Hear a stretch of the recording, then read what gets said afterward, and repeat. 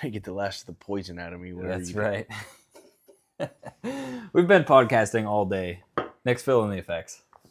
It's hard work, sitting here on this here comfy couch talking about things we like. Yeah, it's pretty tough. Yeah. Pretty tough. Alrighty. Well, welcome to another episode of the Crimson Way podcast. This will be part 2, I guess, of kind of my testimony. This isn't like, I guess, so much my testimony as this is, well, it kind of is. Yeah.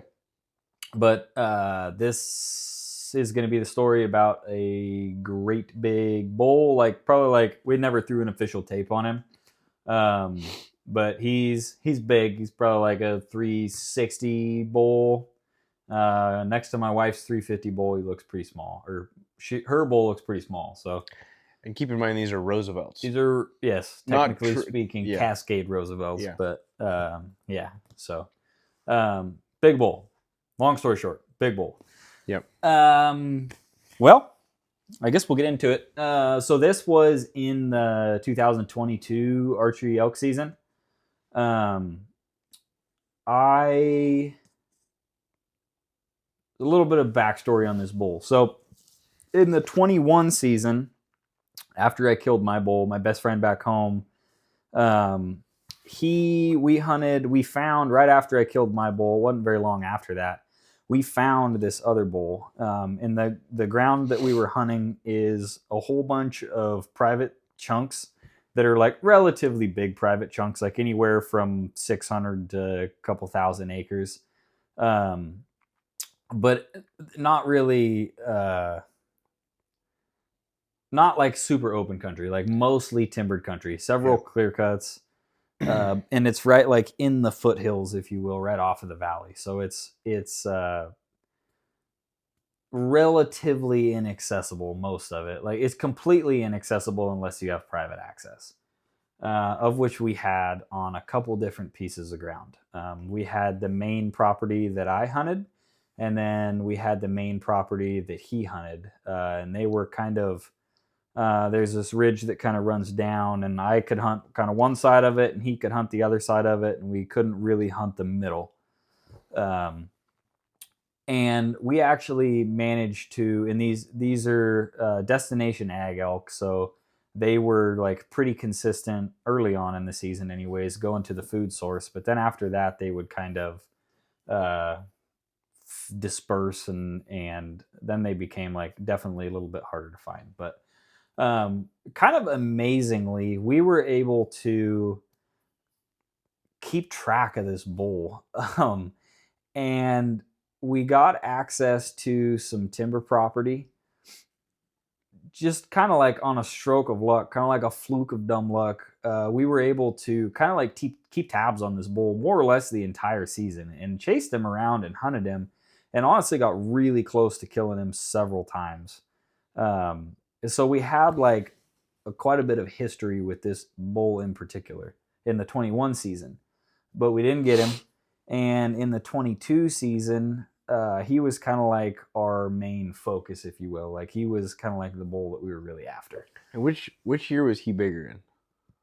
I think, I don't know. It's hard to tell because like we don't have his sheds from 21. Somebody else picked him up, but he was. It's possible he was bigger in 21 than he was in 22. Yeah. Regardless, he was big both years. Like when you look at him, you're like, wow, that is a big bull. Yeah. So going into the 2022 season, I was having some struggles as far as I was still in the kind of like the process of refining like my life and my walk with the Lord, and trying to get like all my ducks in a row, if you will. Yeah. And I had cut out like basically everybody in my life that was from my past, short of like basically you and him. Like that was like, that was about it. Like the rest of everybody else, they just weren't living the same lifestyle that I was. And I found that every time that I tried to associate myself with them, rather than me lifting them up, they drug me down. Nothing against them, a lot of great people, but just a different path, like a different walk of life. And so kind of like back to like my whole like formula that the Lord laid out to me, like the last kind of like part of that was that I needed to like guard myself against um like the enemy essentially. And so I had pretty well like carved out most people. Not that my circle was ever really like that big. Like I've always had a pretty small circle, but um I was kind of wrestling with the fact that um my best friend was uh didn't really he was not on the same journey that I was. At least not that I was aware of. And but like back home, Nick is all the way over across the state. Like we spend as much time together as we can, but in all reality, like it's not that much time. And hunting is to some degree like a social endeavor, and it's fun to hunt with people. And so inevitably, I ended up me and my friend on the west side, like we spent a lot of time together, like a lot of time together. We did everything together, and I was kind of like I was I was not having the deep like spiritual connection and uplifting conversations that like I have with you. I was not having those same conversations with my other friend, and it was something that I was kind of like I prayed about it a lot, and just like because I was like trying to lift him up, but really like more than anything. When I hung out with him, like we would make like some questionable decisions, Yeah. like just if I'm being completely honest, and not that like not that they were like particularly, it just wasn't fulfilling and like life bringing. Yeah. And so but at the same time, like he was like he and is, like one of my best friends. Like he's somebody that I love spending time with him. I like to hang out with him, and we spend a lot of time together. And I was kind of like wrestling with the fact of like I was honestly contemplating like trying to distance myself from him a little bit, just because um I wasn't sure that my association with him was really getting me to the point in my life that I really needed to be. Mm-hmm. And I was really like, I was wrestling with those thoughts. That was like one of my chief things that I was like really struggling with and praying about. And I just like really didn't feel like I was getting much, if any, guidance from the Lord, like on the topic. And uh, I knew that like coming into elk season, that we were about ready to like the time that we were going to spend together was about ready to increase like exponentially. And I really wanted to, like try to make a good impact on his life. Like I care about him. Like he is one of my best friends. And so I was kind of like struggling with this going into elk season. And sure enough, like a week or 2 weeks before season, something like that. Me and my wife loaded up one evening, and we went out one afternoon. We went out to go put a ground blind out um, on the bottom of this. It's kind of where the elk kind of come down towards the ag. It kind of necks them down, and there's like a reasonably good pinch point down there that just kind of is like, it's not my favorite way to hunt elk, but sometimes it can be effective in that area to hunt them out of like a ground blind. Yeah. So we headed up there, and we were going to go put a ground blind up and get it all brushed in and everything, so the elk could kind of get used to it. And so we drive the side by side out there, and sure enough, like I don't know what they were doing out there, but we actually ran headlong into the herd of elk with the bull.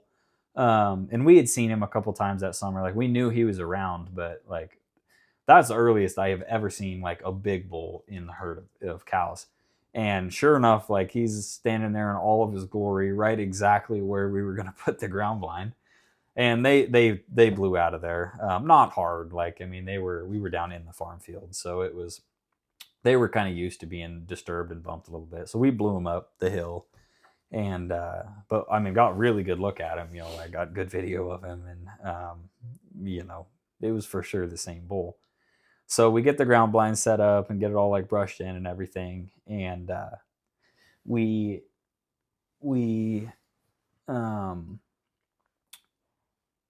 got out of there, and we're just kind of getting ready for elk season. And the season came, and we were hunting hard, trying to, in particular, that was really the only big bull that we knew of. And by that time, like we were pretty well like not gonna shoot anything unless it was like a mature bull. So we were kind of running around, just trying to guess where that bull was going to show up. And I swear, we were just one step behind him. Like every move, like it was just, the chess pieces were just not quite falling into place. And he was really spending a bunch of time on a property that we didn't have access to. And we couldn't really, we had real no attack, couldn't really get close enough to him to call him in. And, so we that went on for like the first, I don't know, 10 days of season or something like that. I can't remember. I should have looked up the date that we actually killed him, but it was getting kind of like increasingly obvious that if we were going to get a crack at him, he was going to show up on my property. And kind of like I don't know even if we ever really talked about it, but kind of like our unspoken agreement was just like, if there's a bull on my place, I'm the first shooter. And if there's a bull on his place, he's the first shooter. And, you know, that's just kind of the way that we ran it. And we were both cool with that. Like we had hunted the bull for him like most of the season before. But I certainly was not planning on passing a chance at this bull given an opportunity. Like it was a giant bull, and it's always been like a dream of mine to kill a big one up there. Somehow they have eluded me. And so we were working hard though. I mean, we were really, and we were having a good time. Like it was fun, you know, like it was hunting small private for elk, and there was a lot of people around us. So like it was actually kind of stressful. Like we were a little bit paranoid that somebody else was going to kill the bull. And I don't know if there was like too many guys that actually knew that bull was up there. Like he was kind of, I'm sure some people had seen him, but by and large, I think that, I don't think anybody really knew where he was at besides us. And, we kept trying. We could kind of get in up high, and then we could kind of hunt him down low. And so I swear, every time we'd go high, he'd be low.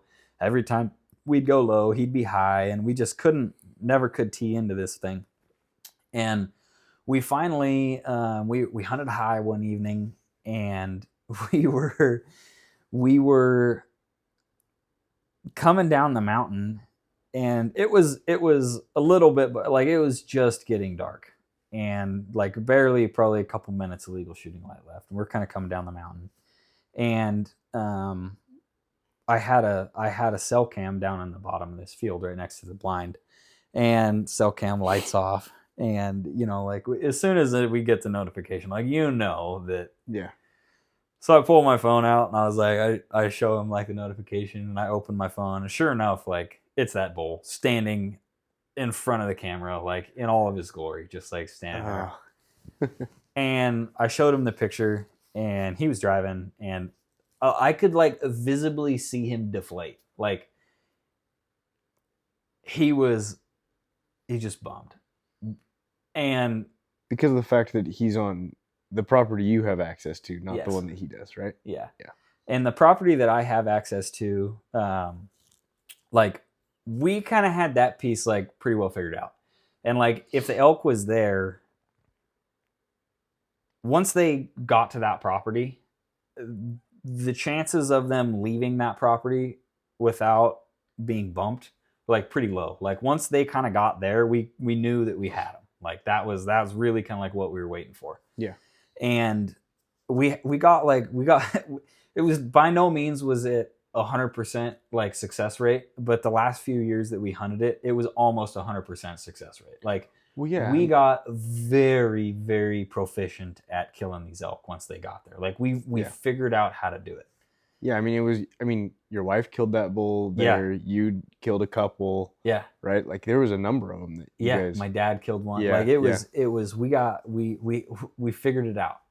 And and so he was, and like I've always been like very kind of like selfish of my opportunities. Mm-hmm. Like I keep my hunting circle very small, like basically you and him. Yeah. And like those opportunities for those big animals are finite, right? And everybody wants to kill a big animal, right? Like big bulls and big bucks, like they make people do stupid things. And I've always been like quite selfish. Whereas like if it's a big animal and it's on my property and it's my opportunity, like I want to be the one to pursue that. Like and so like I've never really been one to be like, it's okay, like I'll get the next one, you know, like. Right. And so we're driving down the mountain and he's like, I see like his whole demeanor change, like when he got the picture. And we kind of like sat there in silence for a minute, just like driving down the mountain. And in that moment, like I heard very clearly the Lord tell me, he's like, you need to let Garrett hunt that bull. And I was like, okay. Dang it. Like I was completely at peace with it. It's a weird thing, I guess, because like I desperately wanted to kill a giant. And I kind of knew that my years were like very limited up there. Like the lady who had gave me permission on her property, like she was aging to the point where like she was quite old. And I knew that my time was up. I'd already lost the neighboring place. Yeah.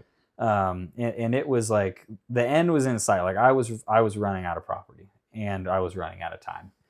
And I knew that the chances of me getting back up there ever, honestly, are like pretty slim. Like once it's done, it's kind of done type of a deal for the most part. I mean, like that may change someday, but,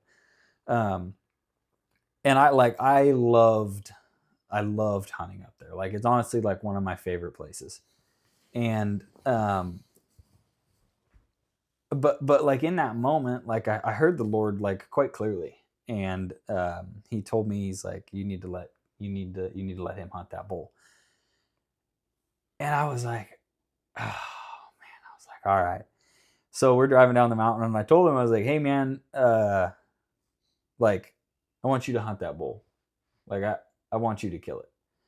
And he was like, he was shocked because he kind of viewed it the same way that I did. Like,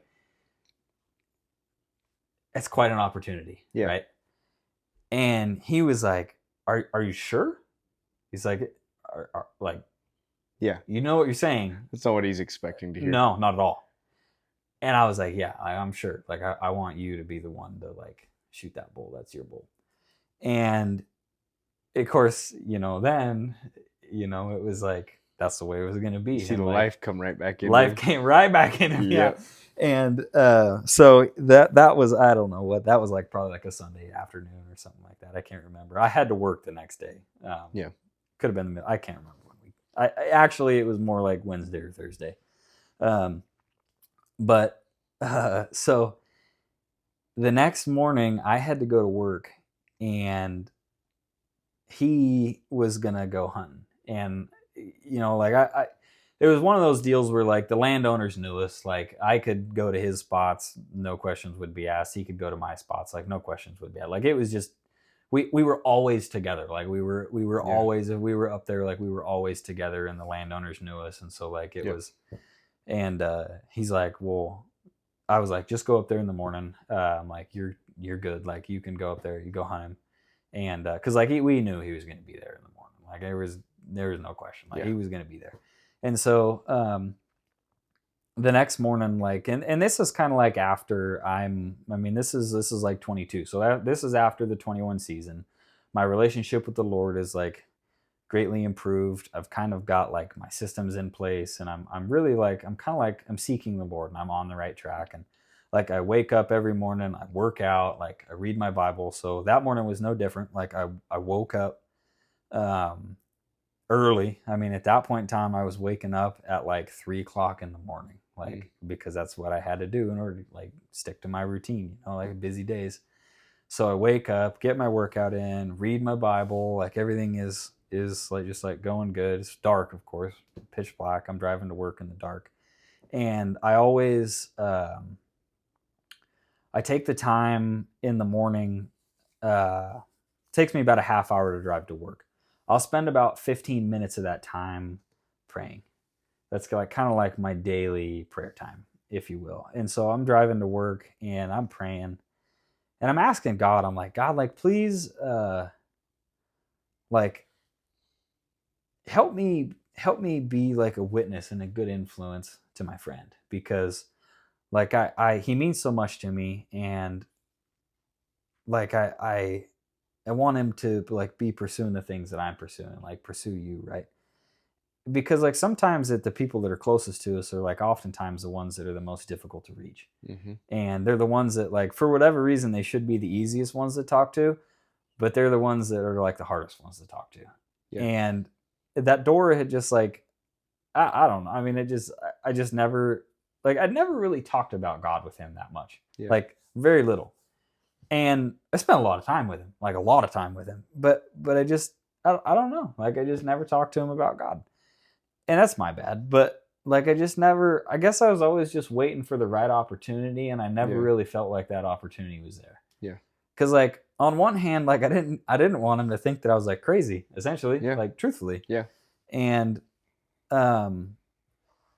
which is totally irrational, right? But like, I mean, it's common though. I mean, it's not like I've struggled with all the same stuff with different friends. And so I'm driving to work and I'm praying, and like, I'm seeking God, and I'm just asking God, I'm like, hey, like, use this bowl as something that is going to like open that door, like, give me some guidance here, give me a sign. And I'll never forget it. Like, right at the halfway point, like, I kind of like finish my prayer and I turn on different main road, and like, I had experienced like the presence of the Holy Spirit in church, like the fire. I call it the fire in my belly, but like, it is like literally like the burning presence of the Lord. Like, there is like a peace. You're simultaneously like filled and hungry at the same time. And it's like there's this fire that wells up in like inside you, and you're just like, you're filled with the presence of the Lord. Like, I don't know how to explain it other than like that. And I had felt that in church like many times, even like as I was a small kid. Like, I can remember back to feeling the presence of God, tangibly feeling the presence of God. I can remember that like way back. But it only ever like really happened to me in church, right? Like, it never happened outside of church. And most of the time, like, I feel it like in worship, in church specifically. And when I turned on that road, I was immediately filled with the presence of the Lord, like fire in my belly, filled with the Spirit. And I was like, holy cow. Like, it was unlike anything I had ever experienced up to that point in time in my life. And I was just like, whoa, like, the Lord is at work. Like, undeniably, without a doubt, like, I am filled with the presence. Like, I don't know what is going to happen, but something is going to happen, like, without a doubt. And it was about that time that it was cracking daylight, and I start getting like blow by blows from him, because he's up there, sure enough, bull's there. He's like stalking them, like he's dogging the herd, and just like, he's giving me like this blow by blow account. So here I am, just like driving to work, just completely knocked off my feet, filled with the presence, getting this like blow by blow account of like what's going on, him stalking in on this giant bull. Yeah. And I'm like, it is just killing me, dude. I'm like, gosh dang it, like I want to be there so bad.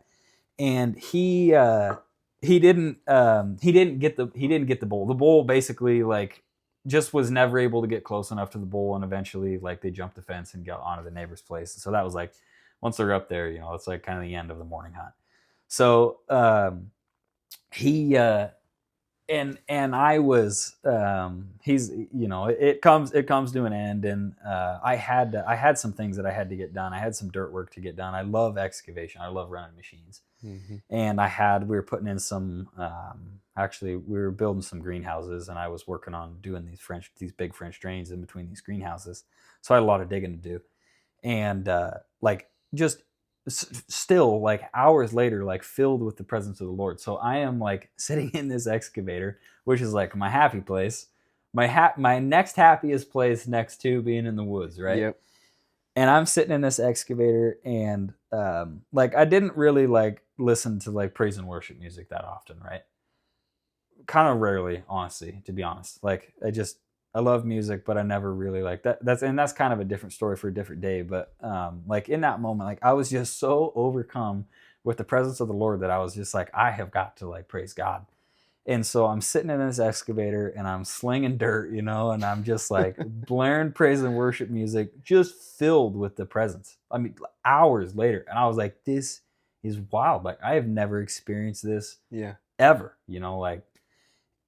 I mean, you can't just like words can't describe it. Like it was crazy. Yeah. And so we're kind of like, I'm texting back and forth with my buddy, and we're like making plans for the afternoon hunt. And I've got like one more ditch to dig, and as soon as I get the ditch dug, I'm jamming out. Like we're gonna get in position like way early, and so we. That's exactly what happened. Like I get finished up, it's probably like 2:00, something like that. And I, climb in my pickup, and I start jamming out towards this piece of property, just still filled with the presence. And I'm like asking God, I'm like, God, why? Right. I need some guidance here. Like, obviously you're at work, but like, what do you want me to do? Like why, and, and I was like, and that was my prayer like all day. I mean, I had been praying that and like asking for guidance and getting nothing like all day. I was just, and I was like, oh, like obviously the Lord is at work, but like what is going on here? And finally, like kind of like as I got on my pickup to leave, I felt like the Lord gave me the instructions to essentially like pray for Garrett, specifically like out loud with him, pray for him before we went on our evening hunt. Yeah. And that like basically that was it, right? Like I want you to pray for him before you leave. And so I was like, okay. So I'm like driving there, and he's texting me, he's like, dude, the elk just popped out, like they're already on the move, like they're coming. He's like, I gotta get in position. And I'm like, no, like you gotta stay there, like stay there, like until I get there, like stay there. And he's like, well, you better hurry up because like they're coming. And so I mean, I'm like flying, dude. I mean, like the pickup is wooded, driving down the road, getting there. Like I was cruising, getting there. And I, turn off, drive up the road, and we get up there kind of like to where the house was. And because we always like parked at the house and then went down. And as soon as I parked the pickup, like he's got all this stuff ready to go, like he's grabbing his bow, he's ready to go. And we kind of like walked to the edge of the hill, and we would always sit up at the top of the hill and kind of like glass the everything like down below you, like the whole. We were like kind of on one knob, and you just would like look out over this hillside that like laid out in front of us, and that's where like the elk would come down, and that's where I was gonna stay, was up there. And then the blind was kind of like down in the bottom of that. So he was going to go down and sit in the blind, and the elk, there's like kind of like an old orchard, and the elk were just kind of like starting to feed out of the timber, and they were just kind of like staging up in that orchard up there on the neighbor's place before they dropped down. And so I'd like get there, and like I had never prayed with him before, ever. And so we get like to the edge of the hill, And I was like, hey man, like, is it cool if I pray for you real fast, like before you go? And he's like, yeah, I guess. I was like, okay. So, like I said a prayer, just like a good hunter's prayer, right? Like, we've been hunting this bull, like we've tried everything on our own, like it's just not happening on our own. And just like, please help us, like let us like see your hand at work, like, and if we get an opportunity, please, let Garrett capitalize on it, like make it count, like that type of deal. And finish a prayer up. And like the last thing I told him before he left the hill was, I was like, hey, if you kill that bull, you have to come to church with me on Sunday morning. And he was like, I'll come to church on Sunday morning if I kill this bull. I was like, all right, dude.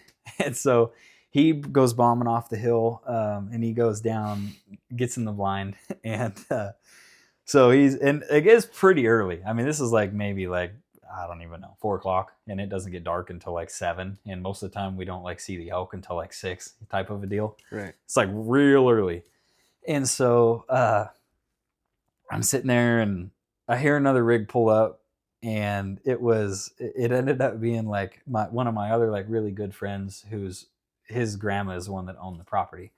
And so he comes over, and we hadn't talked. I didn't know he was going to come up and go hunting, because he was, him and his brother were hunting up there too, but not like all the time, like they would hunt a day here and a day there. And so he comes up, and he was like, but as soon as he walked down off the hill, he saw me, and so he walked over and he sat down next to me. He's like, what are you doing? I was like, well, I hate to break it to you, but like, you can't go down there tonight. Like, you got to stay here. Like, and I kind of explained like the situation to him a little bit. I was like, you just stay here with me, and if they get around him, then we'll make a play on him, type of a deal. And he's like, yeah, that sounds good. So he was sitting with me, and like it didn't take very long. Of like, once he was like down in the blind and kind of set up, I mean, it was almost immediately that the elk started filtering over the fence.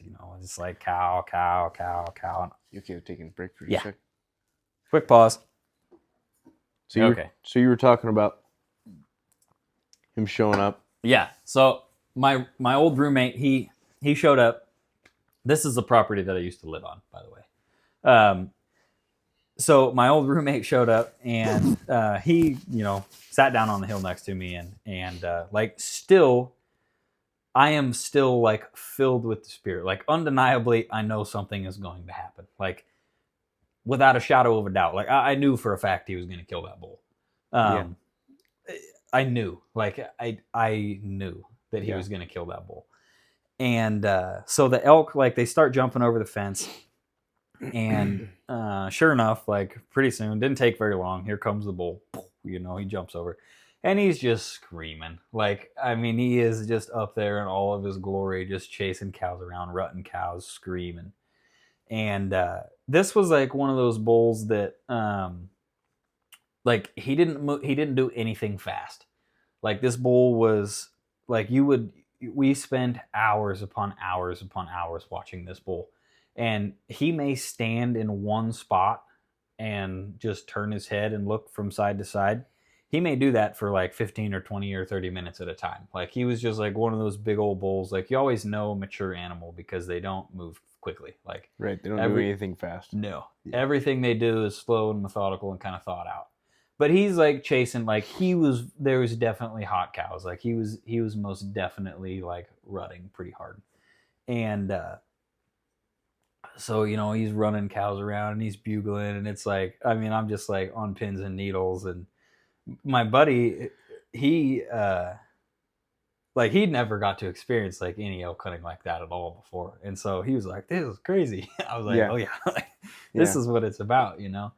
And so we're watching them, and we're probably like 600 yards, maybe 700 yards from the elk, and the ground blind is probably like 500 yards from the elk, so they're not really like not that far away. And there was obviously a lot of elk. Like, it was a big herd, and a lot of them were still up, like, in the orchard. Some of them were starting to like trickle down, But they're just kind of on this grassy hillside, just kind of spread out feeding. There's some apple trees on this grassy hillside. So the cows are just kind of spreading out. But it's like pretty obvious that they were not like coming down. They were not coming down towards the fields yet. Like they were just kind of doing their elk thing, milling around up there. And this bull was like running around for a while, and then he kind of like slowed down, and I even think he laid down for a little bit. And he got up at one point in time. He got up, and he walked behind this tree, and he disappeared from sight for a while, like a long time, to the point where I was like, did I lose him? Like, is he like, where did he go? Like, is he still there? Like, what's going on? And he popped out from that tree, and he was walking straight down the hill. And mind you, like, this is in the afternoon, and the wind is blowing, like we've got prevailing winds, and they are blowing straight to the south. And this ground blind is due north of the elk. Like, I mean, we have been through this scenario many, many, many times. And those elk, where they were at, 100% could smell down where the ground blind was. And like, I mean, it has bit us in the butt so many times. We learned to like tee into them, because they will smell you. Like if they come out, like without a doubt, they're going to smell you. And so the whole time I'm like, I mean, the wind is blowing directly from the ground blind, like right to the elk the whole time. And I'm going, you know, like, that's not so good. But like at the same time, like I really like, I had thought about it, but I wasn't like, I was still just like fired up. Yeah. And so this bull leaves the herd of elk, like all the cows, everything up there, leaves the entire herd of elk and walks an absolute straight beeline to the ground blind. Like straight as an arrow, didn't stop, didn't waver, nothing. Walks, just starts walking. And I'm giving my buddy, like, I was like, dude, he's coming. Like he is coming. Like he's on a rope. I'm like 300 yards, 200 yards, 100 yards. And there's like one like fence line right on the edge of the field. And that bull stopped right on the uphill side of the fence, just let out this screaming bugle, like right towards us, pointed right towards us, just absolutely torches this bugle off, basically like right towards the ground blind. Yeah. And then jumps the fence, and we couldn't actually see in front of the ground blind, because like it was tucked back in the trees. So I watched this bull walk into like probably like 50 yards, and then I don't see anything. You lose him. And but like, I mean, I sent one more text to my buddy, and I was like, good luck, dude. Like, may the Lord bless you. And the bull walks out of sight. And pretty soon, you know, like it was not very long later that you're like, whack. And, you know, bull never comes out. And I'm like losing it, right? You know, I mean, like I am jumping up and down and losing it. And, you know, and then another arrow, whack. And then another arrow, whack, and this bull just like never shows up. You know, I can see in all directions, like, bull's dead. And so my buddy calls me, and he is losing it, dude. And he's like, the bull came into 20 yards, stopped perfectly broadside. I torched him, and he dropped dead in his tracks, like just died. And remind me, where did the first arrow hit him? The first arrow hit him. So the first arrow hit him basically like right in the shoulder, but it was like, it was done. Like, right. But like the fact, like how many bulls do you know of that you got shot in the shoulder with a bow and just tipped over dead? Just dropped dead. That's the only one I'm aware of. Dude, like dropped dead. And he shot it a couple more times just because it was like kicking around, you know, but like it was. And so like we're freaking out, you know, right? And we go like piling down the hill. And we get down there, and, you know, like wind blowing directly to the bull. Like the fact that it was just like there was so many aspects that did not line up. Like a mature bull with a whole bunch of cows Right. just leaves his cows and walks down the hill By himself. by himself, walks 20 yards in front of the blind, and gets tatered. Like, Yeah, with the wind blowing to him the whole time. with the wind blowing to him the whole time. And when we walked up there, my friend was like just standing like above the bull. And he kept saying, he's like, that never should have happened. Like, that never should have happened. Like, he just kept saying that over and over again. He's like, that never should have happened. And it was just like, it was a crazy moment. Like, and for me, and as soon as he shot the bull, like I felt the presence of the Lord. Like the presence of the Lord left me at that point in time. Like it was like I was filled with the fire up until like when he killed the bull, and then it left me. And I went down there and I was like, dude, I was drained from the whole, just like the whole day, the whole experience, like everything that transpired. I was like, this is crazy. And so we kind of soaked it up. Like it took us a long time. Like it was broad daylight when he shot the bull, and like it was well into the night by the time we finished butchering it up. Like his wife came down, and I think maybe my wife might even come out, and just like we just had like a bunch of people there, and it was just like it was epic. Like just an incredible, just like undeniable, just a phenomenal experience. And that was kind of it. Like that was the climax of that was like the ending of an era for me, and like up there, like that was it. And I was totally fine with it. Like it was just the whole experience, the whole story. Like I was incredibly happy that he was the one that was like there and shot that bull, and just like the way everything unfolded, like it was awesome. And it was for me it was an enormous faith booster. Like just everything that transpired was like undeniably the Lord's fingerprints were all over it. And it was an incredible story. Like I just wanted to share it with everybody that I came across, because it was just crazy. Well, you guys were both, when you came up to the bull, right, did either one of you acknowledge that like clearly the Lord's hands were at work here?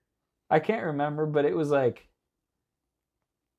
I can't remember if we talked about it, but it was like apparent between the two of us. It was like apparent. And even my roommate that was there and like got to watch the whole thing, dude, he was just like in disbelief. And just like the emotion that was showed, he even made a comment. I think it was like that night. He was like, this was kind of like a special moment. Like this was,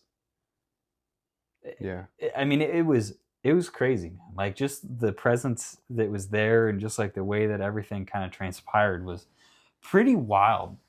And it was incredible. Like probably like up to that point, like one of the most, like one of the strongest testimonies for me that I had ever had was just like the whole story, and just like hearing the Lord's voice and being obedient in that, and then just being filled with the Spirit, because like that had never happened to me outside of like I said, like when I was in church. And it just like the way that the whole thing just kind of like finished off. I mean, I was just like mind blown. And he kind of like wrapped that up, like because there's a little bit more to it. Like and I debated like whether or not to share this, because like I don't know, he's probably gonna listen to this, right? And before you tell the rest of this, has he ever heard your side of this? I don't think so. I've never told it to him. Not this, not all this. Okay. And like I said, like I don't really know why I didn't tell him, to be honest with you. Like it's been such a he seems to be there for a lot of these type of events. Well, this is for everybody listening. This is the same guy we As the talked bear about story. in the bear story in episode 2. Yeah. Yeah. And we never really talked about it. And that's probably bad on me. But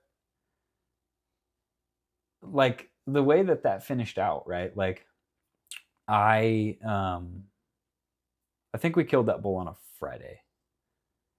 It's either a Thursday or a Friday. So there's a couple days before Sunday. And like I told him, I was like, dude, you got to come to church. And he's like, yeah, I'll come to church. And I think Saturday night came, and he texted me and he's like, hey, I think I'm going to go goose hunting in the morning. And I was like, no, dude, like, you're coming to church. And he's like, no, it's like last day of goose season. I'm going to go goose hunting. And I was like, dude, you have to come to church. Like, you have to. And he's like, yeah, I don't know, maybe. And like, I knew he wasn't going to come. But like the next morning, like church came and he never showed up. Mm-hmm. And I was almost like, I had the position where I was like I was super mad about it. And also like really disappointed, because here I just experienced like this amazing, like, and miraculous story that was like undeniably the Lord. And it was like the break in my mind, it was like the breakthrough moment that I was waiting for him. Like, I figured surely after this, like, he's going to give his life to the Lord, and like he's going to start walking with the Lord, and like I'm going to have my best friend, and he's going to be just as rooted in the Lord as I am. Like, in my mind, that's how it was going down. Right. But it was more of a breakthrough moment for you than it was for him, right? Yes. I mean, looking back at it. Yeah. And maybe it was a breakthrough moment for him. I don't know. Yeah, I guess that's true. It's entirely possible. Yeah. But like, he never showed up. And like, from a purely selfish standpoint, like, I got super angry. Like, I was very angry at him that he did not honor his commitment, because here, like, I turned it all about myself, right? And I'm like, I just gave him like the biggest bull that I'm probably ever going to get the opportunity to hunt on my property. Like, this is what I'm thinking. I was like, right? Like, just totally flipped it around. And I was just in a horrendous mood, like bad mood at church, got home, was like picking fights with my wife, and just like in a bad mood, just like, and I can't remember. I went outside, and the Lord was like, hey, I forgot. Like, is this about you or about me? Like, yeah, what's this really about? And I was like, like, and I had to repent. I was like, okay, I'm sorry. Like, yeah, you're right. Yeah. Like, the Lord's like, did you or did you not do what I asked you to do? I was like, I did what you asked me to do. He's like, do you think that it's not like in my control? Right.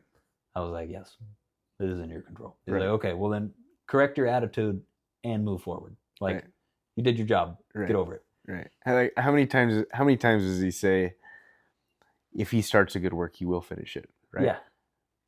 And so I was like, okay, like, got it. And so I did. Like, at that point in time, I was like, all right, like, you're right. It's an incredible story. Like, the fact that he didn't show up for the church, like, doesn't negate the fact that doesn't take away from the rest of the story. No, definitely doesn't. Right. Yeah.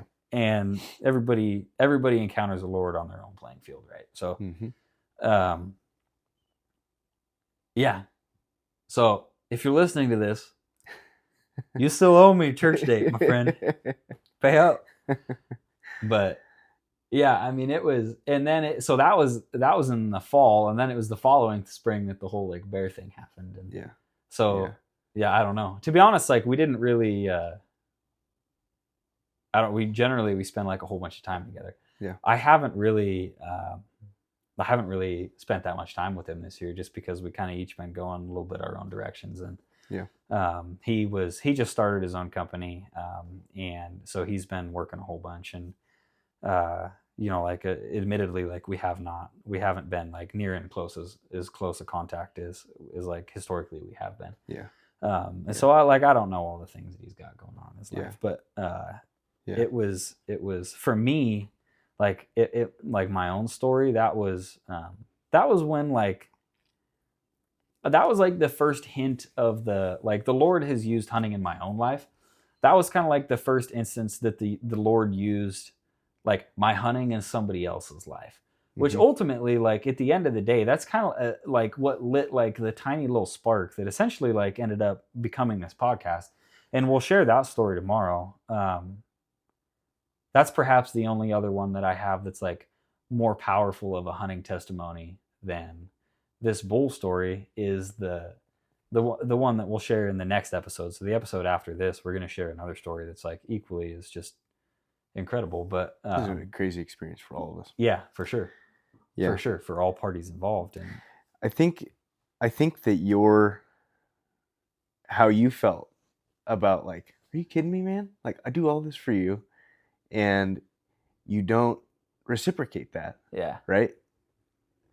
I envision that being the same way that God feels about us. Yeah, probably. Right? Like, you're like, I give you, this beautiful wife, a home to live in, a good job. I ask you to do one thing and you can't do that. Yeah. That's what I've always kind of taken away from. Yeah, I never thought about that. One of the things I've always taken away from the story. I never thought about that, but yeah, you're probably right. Yeah. Yeah, I mean, it was just like every hunting season since then, it's just like the Lord takes me like to the polishing stone, like the refining fire every year, and like every hunting season, like it's such a precious thing to me, and I simultaneously experience, like I never get tempted as hard as I do during hunting season. Like when I go to the wilderness, I get tempted. And like sometimes I fall, admittedly, like I fall short. Yeah.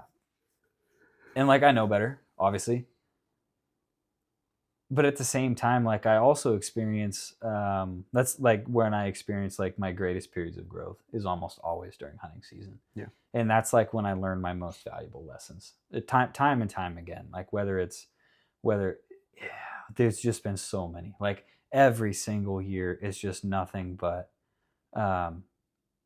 lessons learned and incredible stories and incredible breakthrough, and an incredible struggle at the same time. Like it is a constant thing. Like and I think that probably goes for like most people that are passionate about the outdoors and also are passionate about God, like everybody talks about like going to the woods to like get like recharged, and sometimes it feels like I go to the woods to wage war. Like yeah. It sometimes it's rough. Like you get there and you're like, why am I here? Like this is terrible. And like at the same time, that highlights something, generally speaking, at least in my own life, right? Like that highlights a problem. And there's something that the Lord like brings to the surface and brings to the table, and is like, and now like I don't have like I don't have any bad habits, like physical bad habits, right? Like I've weeded that out, and like my walk with the Lord now is better than it ever has been. Like I feel like I have like a very strong like relationship and an actual relationship with the Lord. Like we're on a day-to-day basis, like it brings me peace to know that I walk with him and I rely on him, and he's a friend to me. Like he is more than just a supernatural power in the universe that I hope that someday when I die, I believe that someday when I die, like I'm going to go to eternal life, right? Like that's one part of it. Like, don't get me wrong. That's at its shallowest level. That is why we believe in God, right? Yes and no. Beyond that, though, like what I experience now is like I view the Lord as a friend. Right. Just as much, if not more, than my Savior. Like, obviously, He is my Savior. Like, He saved me from myself and my life, right? Like, for all intents and purposes, I should be dead or in jail. Like, one of the two. No questions about it. Yeah. Like, I did a pretty good job of throwing my life away. He saved me from that. But, like, it's become so much more than that to me now, right? Like, He's ever present in everything that I do. And it has been such a powerful thing for me in a walk that I've walked. Like it truthfully, I don't know. I don't know. I can't even envision my life without my relationship with the Lord at this point in time. Like, I wouldn't want it any other way. No, there's no direction. No. Right? There's no nothing. There's no purpose. Well, right? Yeah, absolutely. Yeah. So, I mean, I guess, like, to sum it up, like, we could continue to talk forever, but you know, like that kind of, and we'll like, there's more stories. Like, we'll share more stories. We can't tell everything all at one time, otherwise it'd be a pretty short podcast. But you know, like yeah. I mean, I guess that's kind of my testimony. That's kind of my story. You know, like that's kind of like the highlight reel of my life, if you will. I guess both the highs and the lows. But yeah, it's not easy, like getting vulnerable, right? Throwing it all out there. No, but I don't think there's really. I don't think there's a lot of growth that happens without that to some extent. For sure.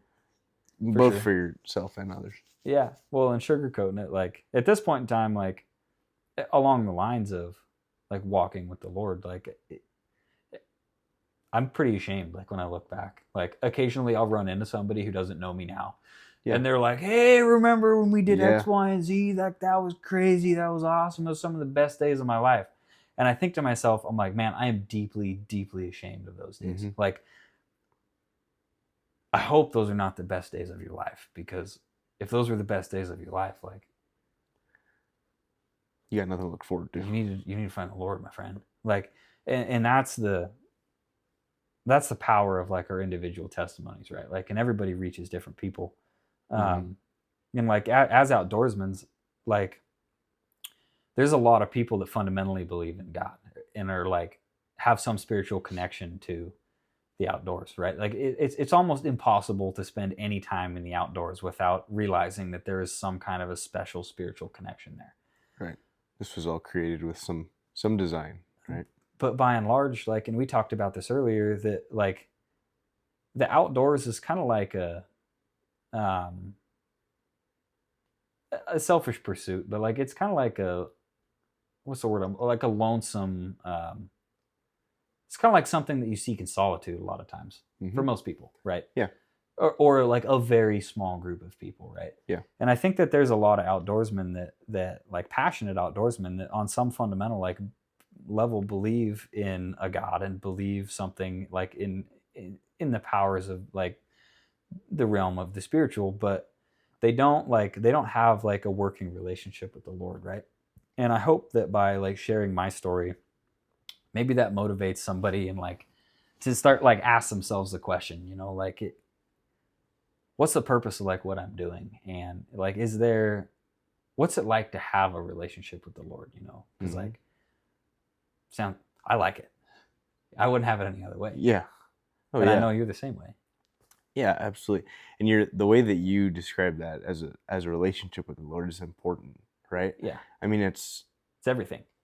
Yeah, and from the outside looking in, like I still have people ask me this today, you know, it's a religion, right? Yeah. And at the end, I mean, yeah, I guess you could call it that. People will say, "Are you religious?"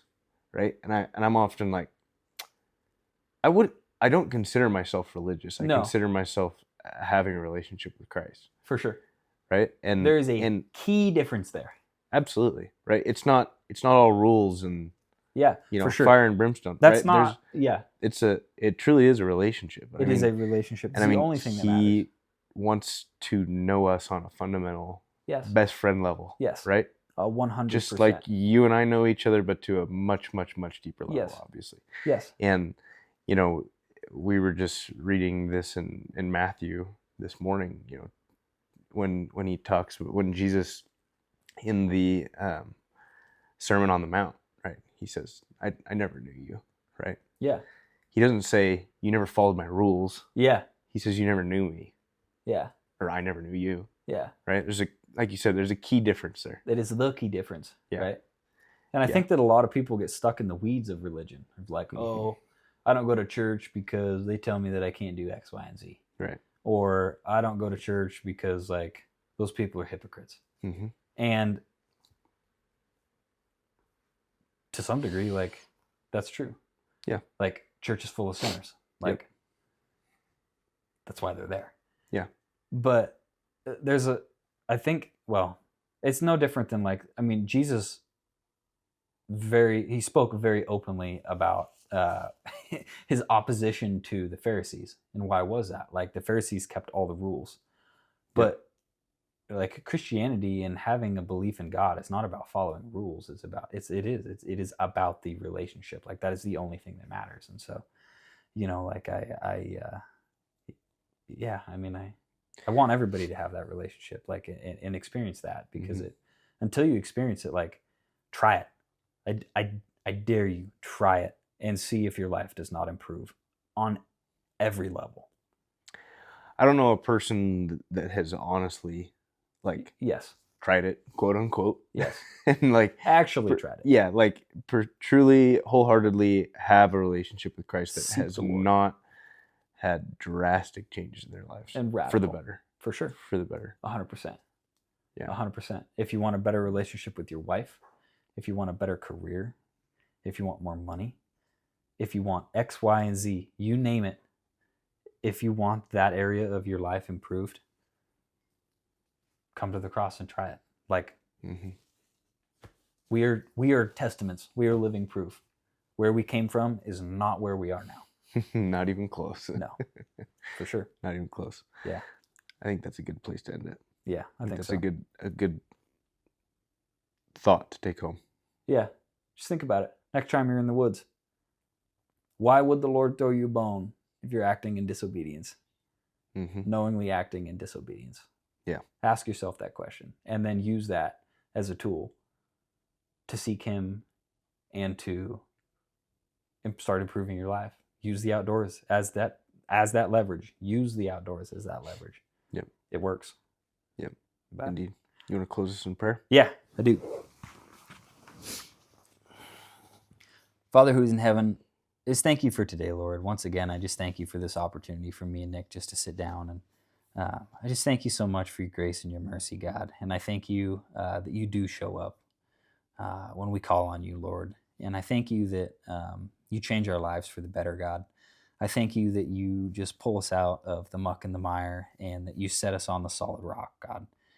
And Lord, I just ask that you would just help us to grow our relationship with you, grow our friendship with you, God. Help us to just be strong leaders, Lord, that we would stand in faith, and that our lives, the lives that we lead, would just be undeniable. When people look at us, that they would see something's a little bit different, and that we would just share your word, Lord, and share our stories, right? Like, that's what we're doing here. You give us our testimonies for a reason, God, so that we can impact people. Help us to just be bold and courageous and share those. And we just thank you so much for who you are and everything that you do in our lives, God. I just ask that you would be with us today, and be with each and every individual that may ever listen to this, God. Let it tug at their heart and let it motivate them. And we just speak life into everybody that listens to it, Lord. May you bless them abundantly. We ask these things in Jesus' name. Amen. Amen. Boom. I like that one. Yeah. That was good stuff.